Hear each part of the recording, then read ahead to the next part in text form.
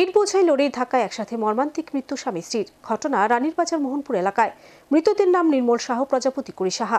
দুর্ঘটনার খবর পেয়ে দমকল বাহিনীর কর্মীরা ঘটনাস্থলে ছুটে গিয়ে রক্তাক্ত অবস্থায় দুজনকে উদ্ধার করে জিবি হাসপাতালে নিয়ে গেলে সেখানে কর্তব্যরত চিকিৎসক দুজনকে মৃত বলে ঘোষণা করে। মর্মান্তিক এই ঘটনায় গোটা মোহনপুর এলাকায় নেমে আসে শোকের ছায়া। দুর্ঘটনা এখন নিত্যদিনের বিষয় হয়ে দাঁড়িয়েছে রাজ্যে। প্রতিদিন যেভাবে রাজ্যের কোনো না কোনো এলাকায় দুর্ঘটনার শিকার হয়ে প্রাণহানির ঘটনা ঘটছে, তাকে ঘিরে স্বাভাবিকভাবে অনেকটা যেন নিরাপত্তাহীনতায় সাধারণ মানুষ। কিছুতেই যেন দুর্ঘটনা লাগাম টানতে পারছে না সংশ্লিষ্ট দপ্তর। একাংশ যান চালকের বেপরোয়াগামী যান চলাচলের জন্যই পথের বলি হচ্ছেন যুবক থেকে শুরু করে বৃদ্ধ। এবার এমন এক মর্মান্তিক দুর্ঘটনায় একসাথে পথের বলি হলেন স্বামী স্ত্রী। মৃতদের নাম নির্মল শাহ, প্রজাপতি কুড়ি সাহা। ঘটনা বৃহস্পতিবার দুপুরে রানীরবাজার থানার অন্তর্গত মোহনপুর এলাকায়। রাস্তার পাশ ধরে স্বামী স্ত্রী একসাথে দোকান থেকে বাড়ি ফেরার পথে পেছন থেকে একটি ইট বোঝাই লরি তাদের ধাক্কা দেয়। আর এতে ঘটনাস্থলে রক্তাক্ত অবস্থায় লুটিয়ে পড়েন স্বামী নির্মল শাহ, স্ত্রী প্রজাপতি কুড়ি সাহা।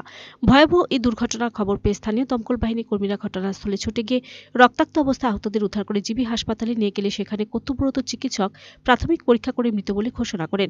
পরে মৃতদেহ ময়নাতদন্তে শেষে পরিবারের লোকজনদের হাতে তুলে দেওয়া হয়। দুর্ঘটনায় একসাথে স্বামী স্ত্রীর মৃত্যুকে ঘিরে গোটা মোহনপুর এলাকায় নেমে আসে শোকের ছায়া।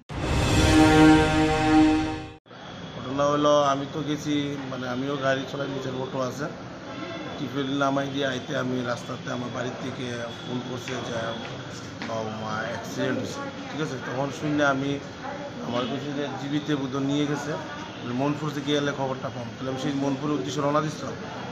তারপরে আবার কল গেছে ডাইরেক্ট জিবিতে গেলে ভালো হইব, জিবিতে নিচে।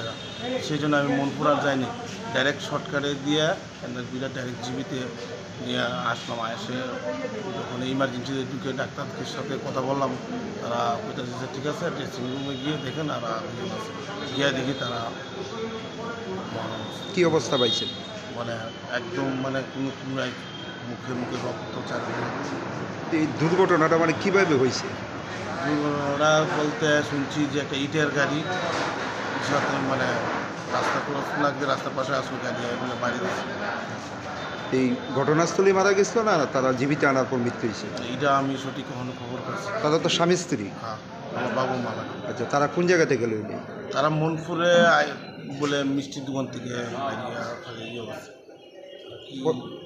পরে হাসপাতালে কে আনছে? হাসপাতালে তো কে আছে ছুটি দিলে, তবে খুব সম্ভব ফায়ার সার্ভিস নিয়ে আসছে। গাড়িটা আটক করা হয়েছে? গাড়ি আটক তো করেন, আমি ওই ঘটনাটার সম্বন্ধে সঠিক আমি যখন যা শুনছি আমি ডাইরেক্ট জীবিতে চলে আসলাম। Video report search India.